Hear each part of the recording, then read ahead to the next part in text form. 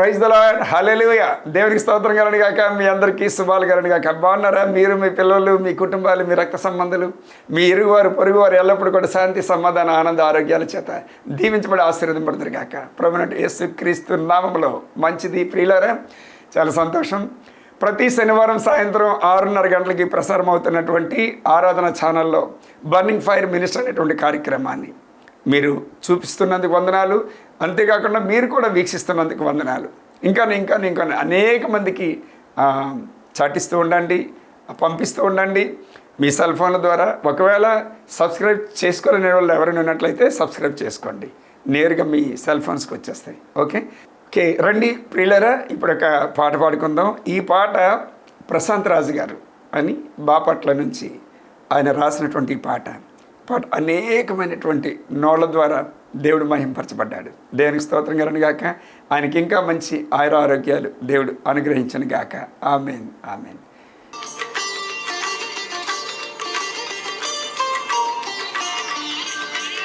ధవళవర్ణుడు రత్నవర్ణుండు నా ప్రియుడు, ధవళవర్ణుడు రత్నవర్ణుండు నా ప్రియుడు, అవని 10,000 అతి శ్రేష్ఠుడా తండు.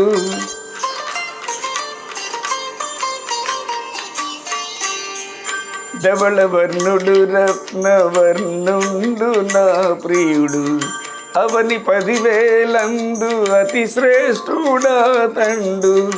ఎవరు ఆయన కిలలో సమరూప పురుషుండు,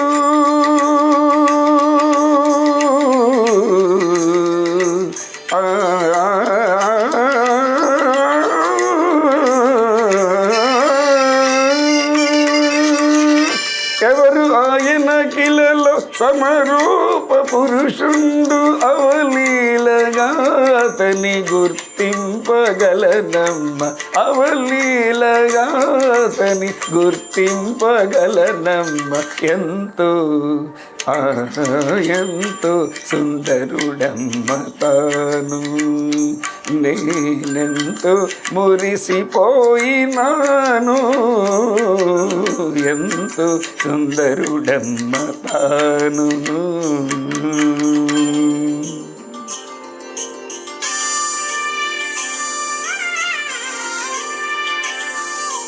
ఈ పాట పాడాలనే ఉపలాటం, అభిలాష. గొంతు బాగలేనప్పటికి కూడా మీరు భరిస్తూనే ఉన్నారు. అయినప్పుడు దేవుని స్తోత్రం కలుగును గాక.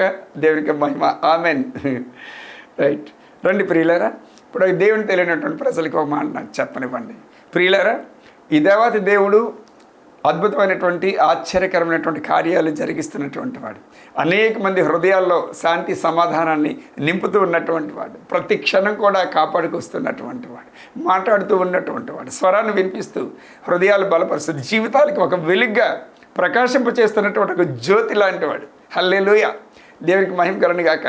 జ్యోతి అంటే వెలుగు లేకపోతే చీకట్లో మనం ఎలాగైతే కుట్టుమిట్టాడుతూ ఉంటామో, కళ్ళు లేనటువంటి చూడండి అంధత్వం కలిగినటువంటి వారు ఈ లోకంలో శారీరకంగా ఉన్నటువంటి ఎంత బాధపడుతుంటారు.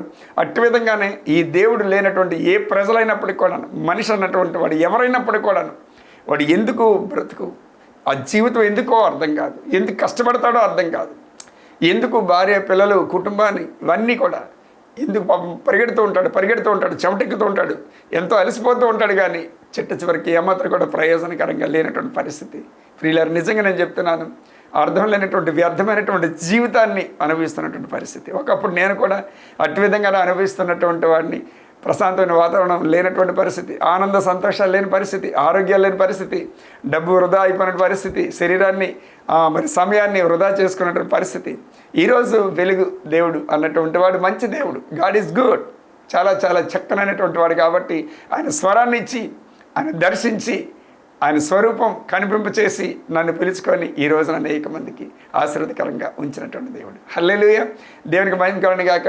అటు విధంగా నేనే కాదు ప్రియులారా, ఈ భూమి మీద అనేకమైనటువంటి అన్యజనులు అందరూ కూడా పుట్టుకతో ఎవరు కూడా క్రీస్తుని వెంబడించేవారు కాదు, కానీ క్రైస్తవ్యం అన్నటువంటి మతంలోనికి వచ్చినటువంటి వారు కాదు, కానీ ఒక జ్ఞానం అన్నటువంటిది, ఒక సత్యం అన్నటువంటిది, ఒక వెలుగు అన్నటువంటి దాన్ని ఎరిగి గుర్తెరిగి అందులో మనసు మార్చుకోవటం, దానిపైన మనసు నిమగ్నం చేయటం, లగ్నం చేయటం. హల్లెలూయా, ఇదే, అంతేగాని మతం అన్నది కాదు. ఇది క్రైస్తవ్యం మతం అన్నదే కాదు. అసలు అందరికీ తెలుసు క్రీస్తు, యేసుక్రీస్తు చాలా చాలా చాలా చాలా గొప్పవాడు, చాలా మంచి దేవుడు. ఆయన నమ్ముకుంటే ఎక్కడ లేనటువంటి గొప్ప కార్యాలు జరుగుతాయి, గొప్ప మేళ్ళు పొందుకుంటాం, గొప్ప అద్భుతాలు పొందుకుంటాం అన్న సంగతి ప్రతి ఒక్కరికి తెలుసు. ఈవెన్ పండిత ఎవరు పీఠాధిపతి అన్నటువంటి వారికి కూడా, పూజారులు అన్నటువంటి వారికి కూడా తెలుసు. కానీ ఈ సమాజం ఏంటంటే రంపల రాక్షసు లాంటిది. ఈ సమాజం ఈ పరిగంపలు ఉంటాయి కదా, ముళ్ళ కంపలు, ఆ కంపలు ఒక్కసారిగా పట్టుకుంటే వదలవని చెప్పేసి భయపడి భయపడి భయపడి, ఎందుకంటే ఈ సమాజం అంతా కూడా చీకటితో, ఇంకా చీకటిలోంచి విడుదల కాలేదు. దేవుడు సృష్టికర్త నేరుగా చీకటిలోంచి ప్రజలందరినీ కూడా విడుదల చేయడానికి వచ్చినప్పటికీ విడుదల చేశాడు. అయినప్పటికీ కూడాను చీకటి దాన్ని గ్రహింపకుండాను వెలుగు వచ్చింది లోకానికి. కానీ చీకటి తన తాలూకా బండారం బట్టబయలు కాకుండా ముసుగులోనే ఉండాలనేటువంటి కోరికతో అది దాపరకు దాగి ఉంటుందన్నమాట, దాగి ఉంటుంది. దేవుని స్తోత్రం కలని గాక. అందుకనే ప్రియులారా, మనం పొందుకున్నటువంటి వెలుగు, మనం గుర్తించినటువంటి ఈ జ్ఞానం, మనం అనుభవిస్తున్నటువంటి ఈ ఫలం అన్నది 10 మందికి పంచాలనేటువంటి తాపత్రయం ప్రతి క్రైస్తవుడు కూడా ముందుకెళ్తూ ఉంటాడు. ఎందుకంటే ఈ క్రైస్తవం అన్నది ఒక ఫలభరితమైనటువంటిది, ఒక విచిత్రమైనటువంటిది, ఒక ఆనందకరమైనటువంటిది. అది పట్టజాలనేటువంటి సంతోషంతో గంతులు వేస్తున్నటువంటిది ఈ యొక్క క్రైస్తవ్యం అనడం. అంటే క్రీస్తు యొక్క ప్రేమను మనం వెల్లడి చేయడానికి. హల్లెలూయా, దేవునికి మహిమ కలుగును గాక. అందుకనే ప్రియులారా, ప్రతి ఒక్కరు కూడా క్రీస్తుని ఎరగాలి, క్రీస్తు మాట వినాలి, క్రీస్తుని వెంబడించాలి. క్రీస్తుకి వినయ విధేయతలు కలిగి ఉన్నటువంటి వారే పరలోక రాజ్యానికి వారసత్వం పొందుకున్నటువంటి వారు. అంతేగాని ఏదో మరి చర్చలకు వెళ్తున్నాం కదా అన్నటువంటి కాదు. నో, అన్నీ తీసేసాం కదా అన్నటువంటి కాదు. నో, నీ మనసుకి సంబంధించినటువంటిది క్రైస్తవ్యం అన్నది, నీ హృదయానికి సంబంధించినటువంటిది క్రైస్తవ్యం అన్నది, నీ ఆలోచన విధానానికి సంబంధించినటువంటిది క్రైస్తవ్యం అన్నది. హల్లెలూయా. నా మనసు ఇవ్వాలి, ఆయనతో మాట్లాడాలి, ఆయన మాట వినాలి, నేను వెంబడించాలి, నాకు ఆశీర్వాదం కావాలి, నా భార్య పిల్లలందరూ కూడా సుఖంగా సౌఖ్యంగా ఉండాలి. మేము ఈ భూమిని, ఈ శరీరం అనే మట్టి ఘటాన్ని విడిచిపెట్టిన తర్వాత మేము మరో లోకానికి వెళ్ళాలి. అదే స్వర్గరాజ్యం, అదే పరలోక రాజ్యం, అదే మోక్ష రాజ్యానికి మేము వెళ్ళాలి. అక్కడ నిత్యము మేము జీవించాలి, నరకం నుండి తప్పించబడాలి, మా పాపాలన్నీ కూడా క్షమించబడాలి. ఎవరు ఆ మృత్యుంజయుడు? ఎవరు? మా సృష్టికర్త. చూడాలి ఒకసారి, నాయన మీరు ఒకసారి మమ్మల్ని దర్శించు తండ్రి, కనిపించిన ఆయన, మీ స్వరూపం చూపించిన ఆయన, మమ్మల్ని క్షమించిన ఆయన, ఎవరు నువ్వు తండ్రి అని చెప్పి నువ్వు అడిగితే చాలు. యేసు ప్రభువా అని చేసి పేరు పెట్టి మీరు పిలవసరం లేదు. ఈ భూమి మీద ఒకే ఒక్కడు సృష్టికర్త, పరంధాముడు, పరిశుద్ధుడు, పవిత్రుడు, ఆయన ఒక్కడే. ఈ మాటలన్నీ విత్తనాలు మన హృదయం నేల మీద నాటింపచేసి ఆయన నీరు పోసి పాడిగట్టి ఫలింపు చేయను కాక నజరుడైన యేసుక్రీస్తు నామములో ఆమెన్, ఆమెన్, ఆమెన్. రోమీయులకు రాసిన పత్రిక 13వ అధ్యాయము 10వ వాక్యం. ప్రేమ పొరుగువానికి కీడు చేయదు కనుక ప్రేమ కలిగి ఉండుటయే ధర్మశాస్త్రమును నెరవేర్చుటయే. ప్రియులారా, ఇక్కడ ప్రేమ గురించి ఎందుకు చెప్పాడంటే, మన దేవుడు ప్రేమకు సాదృశ్యమై ఉన్నాడు. ప్రేమకు ప్రతిరూపం ఎవరంటే మన ప్రభు, మన తండ్రి, సృష్టికర్త. ప్రేమతోనే దేన్నైనా సరే మనం జయించాలి. కానీ పగ, ప్రతీకారం, ఈర్ష్య, అసూయ, ద్వేషంతో ఎప్పుడు కూడా మనం సాధించలేము. ఏదైనా ఒక కార్యం జరగాలి అంటే మాత్రం ప్రేమతోనే అది జరగాలి. అందుకనే గాంధీ గారు కూడా మత్తయి సువార్త 5వ అధ్యాయంలో ఉన్నటువంటి వాగ్దానాలు ఉన్నాయి కదా, శాంతి ఉద్యమం అన్నది రేపుకొచ్చాడు ఆయన. శాంతి అంతే, శాంతి ఉద్యమం. మీరు ప్రశాంతంగా ఉండండి, శాంతితోనే. ఒకవేళ మీరు ఆయుధాలు, తుపాకీలు ఇవన్నీ కూడా రకరకాలు పట్టుకున్నట్లయితే మన స్వాతంత్రం మనం సాధించలేము, మన దేశాన్ని మనం విడుదల చేసుకోలేమని చెప్పేసి ఉద్దేశంతో మత్తయి సువార్తలో ఉన్నదాన్ని మనం పాటించాడు ఆయన. మత్తయి సువార్త 5వ అధ్యాయం 5వ వాక్యంలో ఏముందంటే, సాత్వికులు ధన్యులు, వారు భూలోకమును స్వతంత్రించుకుందరు. ఈ వాగ్దానాన్ని గాంధీ గారు కూడా పట్టుకున్నారు. ఈ వాగ్దానంతో శాంతి ఉద్యమం అన్నది లేవదీసుకున్నారు. అందుకనే మొత్తం జనాంగానికి, ప్రియులారా, మనం ఉద్రేకంతో, కోపంతో ఉద్యమాలు చేస్తే మన దేశాన్ని మనం విడుదల చేసుకోలేము. ఆయుధాలు పట్టుకొని, తుపాకులు లేకపోతే బల్లాలు లేకపోతే ఏదో ఆయుధాలు పట్టుకొని పరిగెత్తలేము. వాళ్ళని మనం సాధించలేము, ఓడించలేము. ఎందుకంటే చాలా పవర్ఫుల్గా ఉంటారు వాళ్ళు. అందుకని వాళ్ళని మనం ఓడించాలి, సాధించాలి, మన దేశాన్ని మన చేతికి దక్కించుకోవాల్సి అంటే శాంతి. అంటే ఒక విధంగా క్షమాపణ, ఒక విధంగా ప్రేమ, అంతే కదా. ప్రేమలోనే ఇదొక భాగం.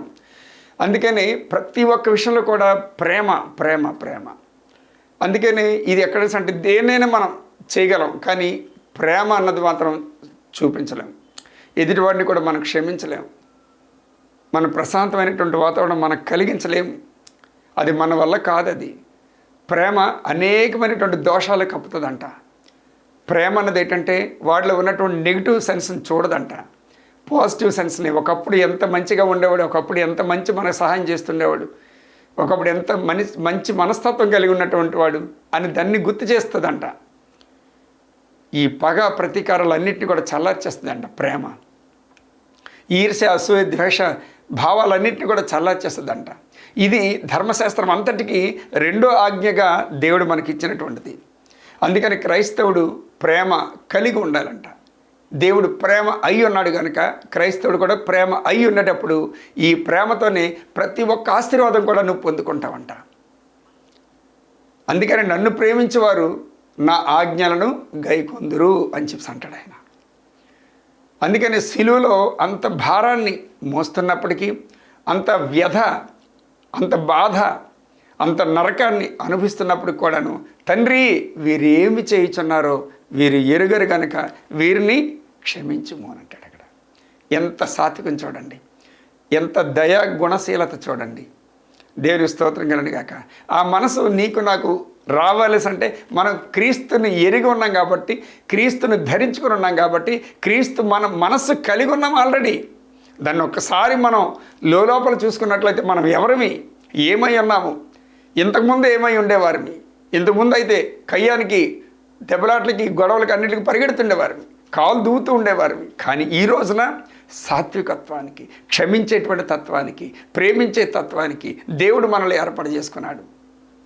ప్రతి ఒక్కరిని కూడా ఆదరించేటువంటి తత్వం, ప్రతి ఒక్కరిని కూడా కనికరించేటువంటి తత్వం, ప్రతి ఒక్కరి మీద దయ చూపించేటువంటి తత్వానికి ఆయన పోలికలో, ఆయన మాదిరిలో, ఆయన నడవడికలో, ఆయన మార్గంలో నడవడానికి అని చేసి మన దేవుడు ప్రత్యేకంగా ఏర్పాటు చేసుకున్నాడు. ఆయన లోకంలో ఎంతోమంది ఉన్నారు, చాలా చాలా బుద్ధిమంతులు ఉన్నారు, చాలా చాలా జ్ఞానవంతులు ఉన్నారు, చాలా చాలా బలవంతులు ఉన్నారు, గుణవంతులు ఉన్నారు.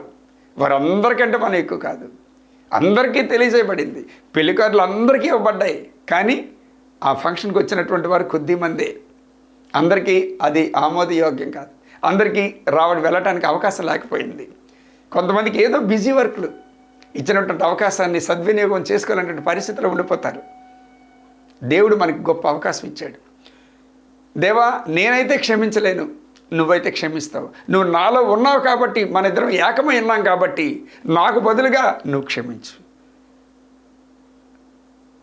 లోకంతో నేను మాట్లాడితే ఓడిపోతా, నేను ముందుకు వెళ్ళలేను. లోకం చాలా జ్ఞానం కలిగి ఉంది, చాలా చమత్కారంతో కలిగి ఉంది. నేనైతే ముందుకు నడవలేను ప్రభా. నువ్వెందుకంటే దుష్టులకు, తర్వాత బుద్ధిహీనులకు, లేదంటే అపకారం చేసినటువంటి వారికి నువ్వు ఉపకారివై ఉన్నావని చెప్పేసి ఇక్కడ వాక్యం సెలవిస్తుంది. అట్టి విధంగానే నేను నీలో ఉన్నాను, నీవు నాలో ఉన్నాము, ఇద్దరం ఏకమై ఉన్నాము. కనుక నీ ప్రేమను నా ద్వారా నువ్వు చూపించి మహిమ తెచ్చుకో రాజా. నన్ను కనబడనివ్వద్దు, నా ద్వారా నువ్వు కనిపించు ప్రజలకి, నా ద్వారా నువ్వు క్షమించు ప్రజలకి, నా ద్వారా నీ ప్రేమ చూపించు నీ ప్రజలకి. నీ ప్రేమ ద్వారా నీ ప్రజలందరినీ ఆకర్షించుకో. ప్రేమ ద్వారా అనేకమైనటువంటి కార్యాలు మనం జరిగించుకోవచ్చు, అనేక మందిని. ఎందుకంటే ఒకడు లోకమంతా సంపాదించుకొని తన ప్రాణాన్ని పోగొట్టుకుంటే ఏం సుఖం అని అంటాడు. దేవుని స్తోత్రం కలని కాక. హల్లెలూయా. కాబట్టి ప్రతి ఒక్కరు కూడా మనకి ఇంపార్టెంటే, ప్రతి ఒక్క మనిషి కూడా మనకి ఇంపార్టెంటే. ఒక్క ప్రాణం అన్నది చాలా చాలా చాలా చాలా అమూల్యమైనటువంటిది, ఒక ఆత్మ అన్నది చాలా అమూల్యమైనటువంటిది. అందుకనే ఈ లోకంలో మనం వచ్చేటప్పుడు ఏం తీసుకురాలేదు, పోయేటప్పుడు కూడా ఏం తీసుకెళ్ళలేము అన్నటువంటి సంగతి అందరికీ తెలుసది. తాత్కాలికమైనటువంటి జీవితం, మనం నిత్యం జీవించవలసినటువంటిది ఎక్కడ? అదే స్థలం. ఆ స్థలానికి వెళ్ళిపోవటానికి ఈ ఊరికినే నా వాడు, నా పిల్లడు, నా కూతురు, నా అల్లుడు, నా సంపాదన, నా సంసారం, నా ఇల్లు, నా ఇది, నా నా నా నా నా అనుకుని అలా కాలం వెళ్ళబుచ్చుతూ ఉంటాం. ఎంతో మనసులో. అందుకనే మనం ఆశీర్వదింపబడపోవటానికి కారణం ఏంటంటే ఈ ప్రేమ మనలో కొదువుగా ఉండడం వల్ల. దేన్నైనా చేయమంటే చేసేస్తాం, ఒకరికి అప్పు ఇవ్వాలన్నా సరే ఇచ్చేస్తాం, కానీ ప్రేమించే విధానం మాత్రం ఈ నాలుగుతోనే మనం దేవుని స్తుతిస్తూ ఉంటాం. ఈ నాలుగుతోనే దేవుని స్వరూపంలో ఉన్నటువంటి మనిషిని కూడా మనం రకరకాలైనటువంటి దుర్భాషలు ఆడుతూ ఉంటాం, ఆడలేనటువంటి మాటలు ఆడుతూ ఉంటాం. ఒక తల్లి కడుపును పుట్టినటువంటి వారికి ఒక ప్రేమించుకునేటువంటి మనస్తత్వం ఉండదు. అసూయ, అదిగో అది బాగుపడిపోతుంది, అదిగో ఈడు బాగుపడిపోతున్నాడు, అదిగో వాడికి అంత ఇచ్చావు, ఇదిగో దీనికి ఎంత ఇచ్చావు అని చెప్పేసి కలబడిపోయి కయ్యాలు, ఫైటింగ్స్, ఇవన్నీ. అక్కడ మన ఆశీర్వాదాలు దొంగిలిస్తూ ఉన్నాడు ప్రియులారా. కాబట్టి మన హృదయం అన్నది చాలా భద్రంగా ఉంచుకోవాలి. ప్రేమకు తార్కాణం, ప్రేమకు సాదృశ్యం, ప్రేమకు ప్రతిరూపం సృష్టికర్త. నువ్వే నువ్వే నువ్వే నువ్వే. హల్లెలూయా. ఈ ప్రేమ ఎప్పుడైతే నీలో ఉందో అప్పుడు దేవుని యొక్క ఆశీర్వాదాలు నువ్వు, నీ పిల్లలు, నీ కుటుంబాలు పొందుకుంటారు. అవతల వాళ్ళు లేకపోని వాళ్ళు పెద్ద దైవజనులు అవనివ్వండి, పెద్ద అభిషక్తులు అవనివ్వండి, అయినప్పటికీ కూడా ఒకప్పుడు సహనం కోల్పోతారు. వారు ఏ స్థితిలో ఉన్నారో అది కోల్పోతారు, ఏం ధరించుకొని ఉన్నారో అది కోల్పోతారు, ఏం చెబుతూ ఉన్నారో చెప్పింది ఒకటి చేసింది ఒకటి అయిపోతుంటుంది. అయినప్పుడు కూడా నువ్వు క్షమించు, నువ్వు ప్రేమించు, నువ్వు చూపించు దేవుడిని, నీ ప్రేమని, ప్రేమ స్వరూపుడైనటువంటి అదృశ్య రూపుడు నువ్వు చూపించు. అప్పుడు నీలో నుండి అతను నేర్చుకుంటాడు, అవతల వ్యక్తి నేర్చుకుంటాడు, అవతల వ్యక్తి సంతోషిస్తాడు. అయ్యో నేను ఎంత పొరపాటు చేశానే అని చెప్పేసి. దేవునికి స్తోత్రం కలుగును. ఒక్కోసారి మనకు తెలియకుండానే టెంప్ట్ అయిపోతుంటాం, కోపం పడిపోతుంటాం, ఏం మాట్లాడతాం మనకే తెలియదు. ఒక్కోసారి నోటంటే ఏదో భాష వచ్చిస్తుంటుంది, దేవా క్షమించు డాడీ, క్షమించు డాడీ, సారీ డాడీ. అవతల వాళ్ళు అయ్యో వీళ్ళు క్రైస్తవులు అయ్యుండి కూడా ఇంత దారుణమా, ఇంత విరుద్ధమా, ఇంత కఠినంగా ఉంటారా అని చెప్పేసి అన్న మాటలు కూడా తగులుతుంది. ఎందుకు వరుసనంటే అపవాది మనల్ని పురుగొలుపుతూ ఉంటాడు, రెచ్చగొడుతూ ఉంటాడు. వాడికి చోటిస్తే మాత్రం ఖచ్చితంగా వాడు మనలో నుంచి అవతల వాళ్ళకి ఛాన్స్ ఇస్తుంటాడు. మనం నష్టపోవడానికి, మనం కష్టపడడానికి, మనం హృదయం పాడైపోవడానికి, మన మనసు పాడైపోవడానికి, మన జీవితాల్లో ఆశీర్వాదాలు రాకుండా అడ్డుబండలు వేయడానికి అని చెప్పేసి వాడు పురమాయిస్తూ ఉంటాడు. అందుకని ప్రత్యేకంగా ఎప్పుడు కూడా వాక్యం ప్రతి దినం కూడా చదువుతూ ఉండాలి. ఒకవేళ వాక్యం చదవడానికి అవకాశం లేకపోతే ప్రతి దినం కూడా ఆడియో బైబిల్ వచ్చేసింది, ఆడియో బైబిల్ వినిపిస్తూ ఉండండి. ఇల్లంతా కూడా ఆ ఇంట్లో మీ దేవుని స్వరాన్ని వినిపిస్తూ ఉండండి, దేవుని వాక్యాన్ని వినిపిస్తూ ఉండండి. తర్వాత 1000 స్తుతులు అని చెప్పేసి అది కూడా ఉంది. 1000 స్తుతులని యూట్యూబ్లో కొడితే అది కూడా వచ్చేస్తాయి, అవి కూడా మీరు వినిపించవచ్చు, మనం కూడా వినొచ్చు.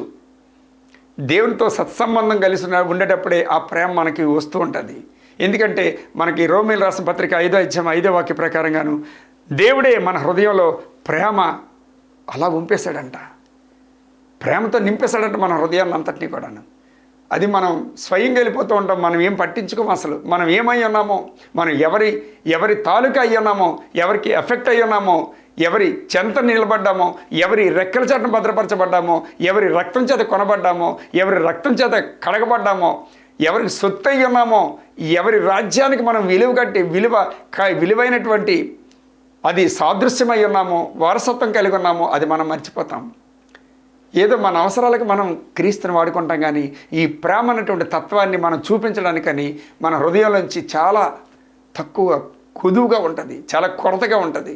అందుకని అపవాది ఏం చేస్తాడంటే అది ఉన్నవాడు సంతోషం ఉన్నవాడు, ఆనందం ఉన్నవాడు, ఆరోగ్యాలు ఉన్నవాడు, ప్రేమ చూపించి అస్సలే ఎవరు వాడు అలాగంటాడు, నిన్ను వీడు అలాగంట, ఇది ఇలాగంటదా, ఎంత ధైర్యం, అదేంటి, దాని బ్రతికేంటి, దాని జీవితం ఏంటి, నిన్ను అనడానికి అన్ని గుండెలు అని చెప్పేసి రెచ్చగొడుతూ ఉంటాడు, పక్కోళ్ళతో రెచ్చగొట్టిస్తుంటాడు. కానీ ఎప్పుడు కూడా మనకి ఆహారం కావాల్సినటువంటి ఆహారం ఏంటంటే వాక్యం. ఈ వాక్యాన్ని మీరు చదువుతూ ఉన్నట్లయితే దేవుని ప్రేమ ఉప్పొంగుతూ ఉంటుంది, దేవుని ప్రవర్తన ఉప్పొంగుతూ ఉంటుంది, దేవుని యొక్క సాదృశ్యం ఉప్పొంగుతూ ఉంటుంది, దేవుని యొక్క నడవడిక బయటికి వస్తూ ఉంటుంది. హల్లెలూయా, దేవునికి మహిమకరుని గాక. ఎల్లప్పుడూ కూడా ప్రేమ కలిగి ఉండండి, ప్రేమ కొరకు ఉపలాటం కలిగి ఉండండి, ప్రేమ కొరకు వెతుకులాడుతూ ఉండండి, సమాధానం కొరకు వెతుకులాడుతూ ఉండండి. ప్రతి ఒక్కరితో కూడా మీరు సమాధానం పడుతూ ఉండండి అని చెప్పి బైబిల్ చెబుతూ ఉండండి.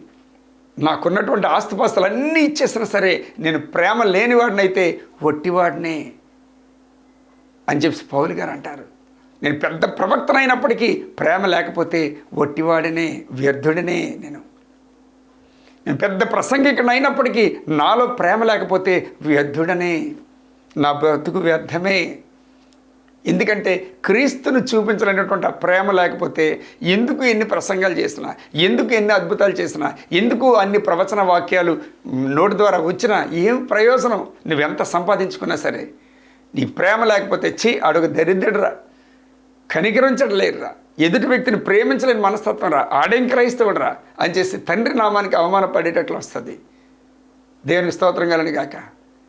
ఈ విధంగా మనం ఎన్నెన్నో నష్టాలు కొని తెచ్చుకుంటూ ఉంటాం ప్రియులారా. అందుకని ప్రేమ అన్నది చాలా చాలా ముఖ్యమైనటువంటిది.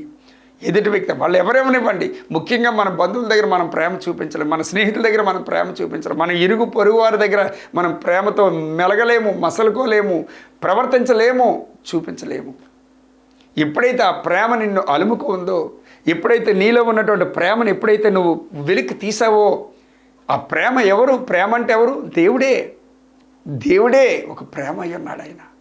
ఎప్పుడైతే ఆయనకి ఛాన్స్ ఇస్తావో ఆయన నీ ద్వారా అనేక మందికి ఆశీర్వాదకరంగా ఉంటాడు, అనేక మందికి మాదిరికరంగా ఉంటాడు, మార్గదర్శకుడిగా ఉంటాడు.